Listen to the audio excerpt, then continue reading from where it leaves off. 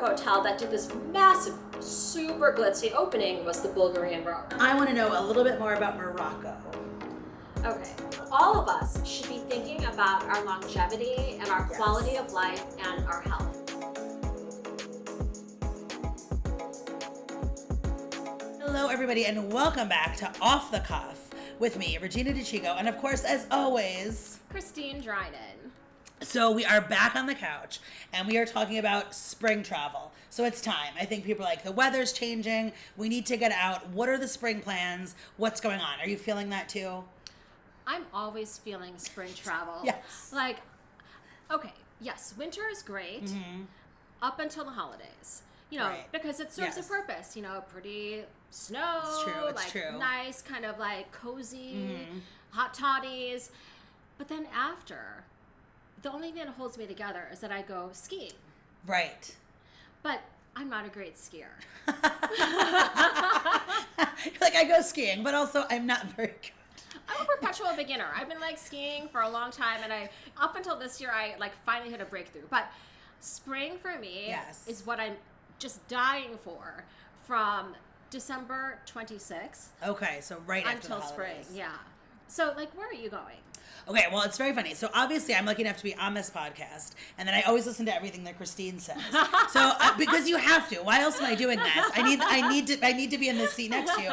So you were saying you've been talking about Paris. And this way, you've been talking about it. Now listen, I always talk about Paris. And I feel like that's what we're gonna do, but before the Olympics. Is it okay to go to Paris this year, but before the Olympics, Christine? Heck yeah. Phew, because I was nervous. I was like, I know we talked about it, and you kept mentioning the Olympics. I was like, I think it's going to be before, but I think that's what we want to do. I think we're going to be doing Paris this year in April. It's so romantic, by the way. You and John, have you been to Paris together? No, we have not. It's so fun. I love that you asked, have we been there together? No, I've been more than once, but by myself. So I'm actually so excited to do this together because I know it'll be a completely different trip than it's been for me before. I mean, there's a reason why they have that cheesy saying, Paris is for lovers. Yes. Like, Virginia's for lovers too, I guess. But, like, Paris is really for lovers. So that's what we're very excited. I mean, does it make sense for us just to be eating and drinking the whole time? Is there anything we have to see? Or should it just be eating and drinking the whole time?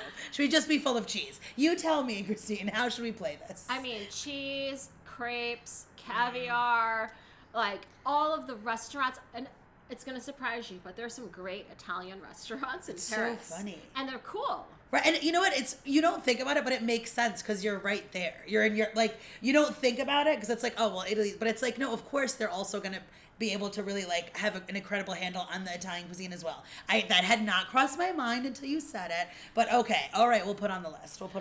I mean, you and John are going to have the best time. What are you guys thinking? Like, how many days are you going to be there? Like, what area do you want to stay in? Okay, so probably be like a week, I think we would do. And then maybe like Marais, we were thinking. Oh. Okay, does that excite you? I mean, you tell me what you like too. I mean, Paris excites me in general. Yes. And the Marais is an area on the left bank. And it has just, actually, no, I'm misspeaking. I'm thinking of Saint-Germain. Okay. I am misspeaking. The Marais is actually on the right bank. And they have a cool new hotel there. Oh. Yeah. It's like super quirky. I have to get the name for you. Okay. In fact, like while we're here, I may be looking up the new hotel. I think it's like Le Grand Malazan or something like that. Like one of our writers wrote an article about it, but it's like right in the heart of Marais. And the cool thing about the Marais is now there are more things that are open on Sundays, but it's the place to be on a Sunday. Okay. No, it's always so interesting because that's like exactly what you need to know. It's like we're going to a place. How do you function? How do your days of the week work? What do we need to know? When are these places open to eat? Well, the other cool thing is that the Marais is like so you guys. The Marais is like the old Jewish quarter of Paris, and it has like incredible authentic restaurants and small bistros. And hey, I mean, you could go here in New York. We have like Fifth Avenue. Yes. You can always be on Fifth Avenue. Right. Like, I would say that the Marais is like more like the East Village of Paris. Yes. That's so. I love that you say that because it is true. Like every place has its Fifth Avenue, and we'll always walk it. Do you know what I mean? Yeah. You're always going to walk an experience, but it's to your point. It's like we do have that here. So it's like, what don't we have here? Where's the authentic experience there? And I have to say that, okay, no one totally rag on me for saying this, but there's something super special about taking a boat cruise on the Seine. Okay. Yes. you can either do it during the day as kind of like just to see the beautiful sights, but they also have this really great Alain Ducasse cruise where it's like a formal dinner. You are able to see like the Eiffel Tower sparkling at night, and it's just spectacular.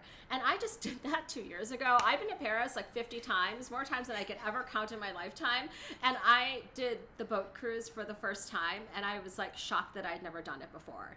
And then also on the boat cruise thing, last year they did this Dior Spa boat cruise on the Seine, which is like kind of like, you know, it's definitely chic, but like also another cool experience if you don't want to do like the Alain Ducasse cruise, but whatever it is, get on the Seine. It's super romantic. Okay. No, I love that you were like, don't come for me, but you have well, because it's that thing of you think about it too, and you're like, we really should do it, and you feel like you want to do it at night, and you want to see the Eiffel Tower sparkling. Yes. But then you're like, is this a cheesy thing to do? Is it worth it to have dinner? Is this a meal we want to waste on that cruise? But then if you're saying it was so good, so this is very important information because now it's like, okay, now we can incorporate in. But you do wonder, it is that thing of like we are tourists always, but then it's like, how do you balance an experience of like stuff I want to see? Is this touristy? Is this not?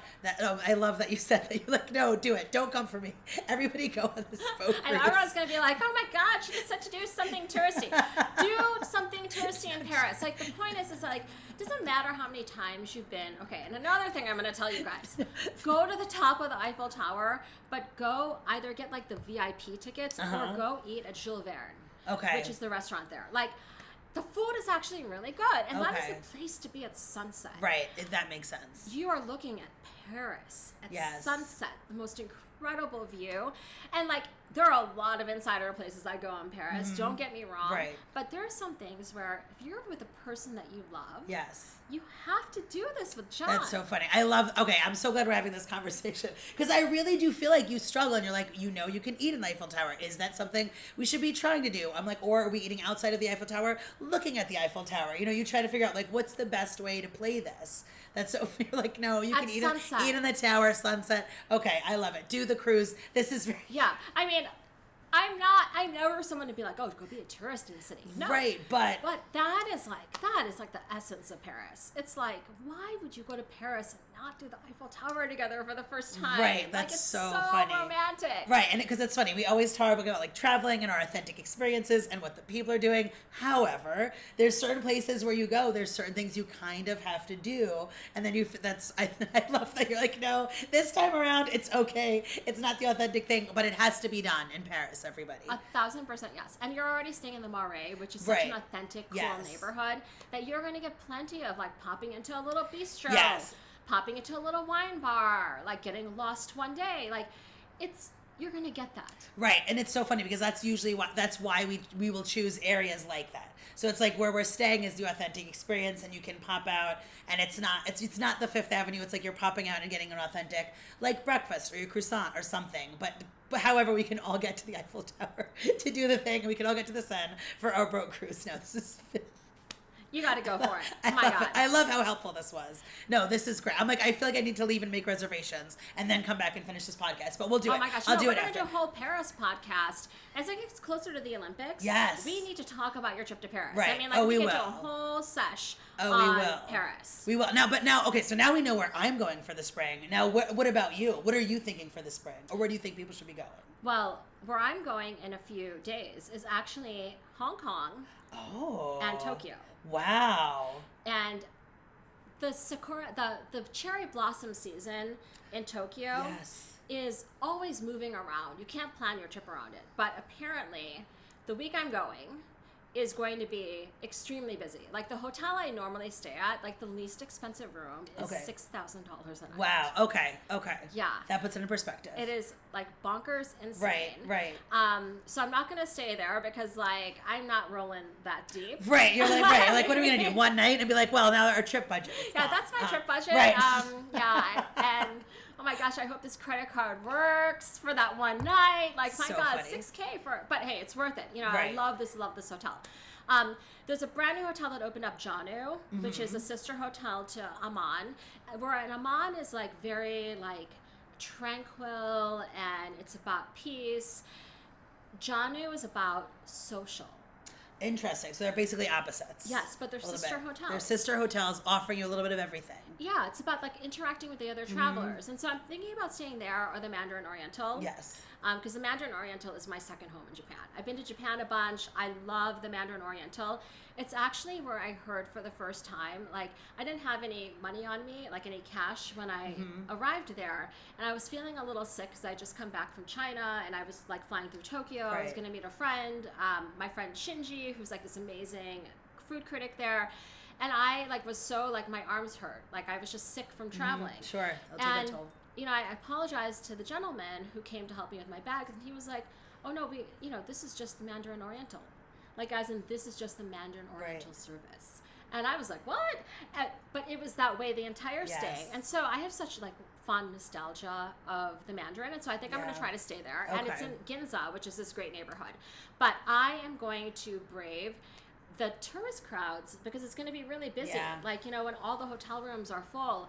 But I'm going, my college roommate and I are going to go together. Oh, I love that. Yeah. She moved to Hong Kong, so I'm going to see her and my nieces in Hong Kong. And then from there, she's going to do a work trip in Tokyo. I'm going to do a work trip. I'm trying to, like, film with this, like, really hot chef in Japan. Oh. You guys will know if I get the interview. Okay, well, we will know. There'll be an episode on that too. The bonus episode. But the point is Japan. Yes. It was closed for so long, essentially during the pandemic, Yeah. and I'm like, oh God, what's the pandemic? But it was, Yeah. and because of that, the demand for Japan has been insane. But Japan has never been better, and so I cannot wait to go. We have a lot of people traveling to Japan, so it's super important for me to know what's going on. No, that's very exciting. And then the cherry blossoms too. Yes, but that's in Kyoto. Okay. So Yes. do you plan on going? I Can we tack on Kyoto? What's happening? I would really like to go to Kyoto, but it really depends because my meetings are already booking up in Tokyo, and like there's that hot chef I want to film with. Right, which because- seems to be more important than the cherry. Guys, guess who's more important than the cherry blossoms? The hot Italian chef. Okay, I'm like totally And we're not gonna call judging. out. No one is judging. I feel like I'm not. Go to the Eiffel But- Tower, see the hot Italian chef. Make these trips your own. There's no rules on off the cuff. I mean, I guess the point is, like, when it's spring. Yes. Yeah. You know, yes. It's like, why not? It's spring, everybody. Yeah, exactly. Why not? Oh, I love that. I love that. Paris, Tokyo. Yes. You heard it here. You heard it here. And then now, what about the Olympics? Or we're not there. We're not there yet. You know, I'm not quite yet Okay. thinking the Olympics. All right, but, we're not thinking that yet. But what I will say is, I will have to find your dates Yes. because I was thinking maybe doing the French Open because my friend is a really big tennis guy. And he wants to see Nadal play. And it may be the very last tournament that Nadal plays. So before the Olympics, there's the French Open. And that is like, smack dab in right around Memorial Day. Right. It's a 2-week tournament. So I'm thinking like maybe before summer, I might do Paris too. Okay. But now like you're talking about it, I'm like, oh, I would love to see Paris with a significant other. Right. Well, that's so fun. Listen, you see what happens with that chef. Oh, wait, no. And by the way, Kidding, he's gonna be everybody, like, kidding. He's going to be like, no interview for you. But also, Right. He can't listen to this episode. but I might get in trouble with a guy like I want to go to Paris with. So. Right. That's guys. Listen, now we're just being silly. Now we're I'm being just silly. But it's spring, so we can have all these thoughts and feelings. Exactly.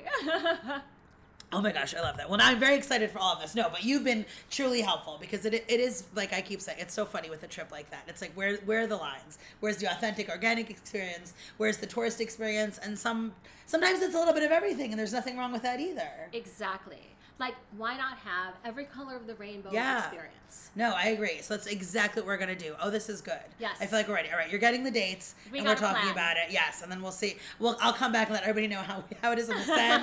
If we're eating in the Eiffel Tower. I mean, now that we know it's, because you don't know either. You're like, oh my gosh, is this going to be a good meal? Could this be a little like, not a scam, but you know what I mean. Oh, where it's like, 100% where they know it's like, sure, like you want to eat there, but is it going to be worth it?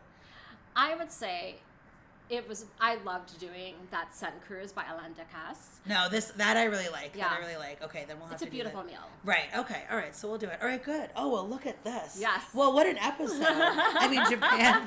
Spring travel, guys. Spring travel. Oh my gosh. We can't wait to hear where all of you are going as well. So please let us know. Oh my goodness. All right, well listen, let's get booking. Let's do booking. it. All right, this has been another episode of Off the Cuff. Thank you so much again. I'm Regina DeCicco. With me as always, Christine Drinan. happy spring, everybody.